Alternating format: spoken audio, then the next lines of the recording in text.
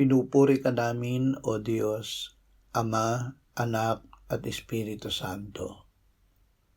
Salamat, Ama, na ibinigay mo sa amin si Jesus na iyong anak, na namatay para sa aming kasalanan, iyong muling binuhay, iniakyat at iniluklok sa iyong kanan sa langit. Salamat na ibinigay mo sa amin ang iyong banal na Espiritu at sa pamamagitan niya ay ibinuhos mo ang iyong pag-ibig sa aming puso. Ama, pabanalin mo kami ng iyong katotohanan dahil ang iyong salita ang tanging gabay namin. Tulungan mo kaming maging tapat na saksi sa sanlibutan tulad ng pagsugo mo kay Jesus.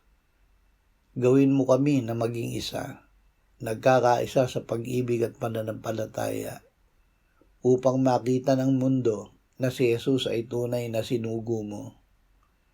Panatilihin mo kami sa iyo at sa iyong anak ngayon at pagpakailanman. Amen.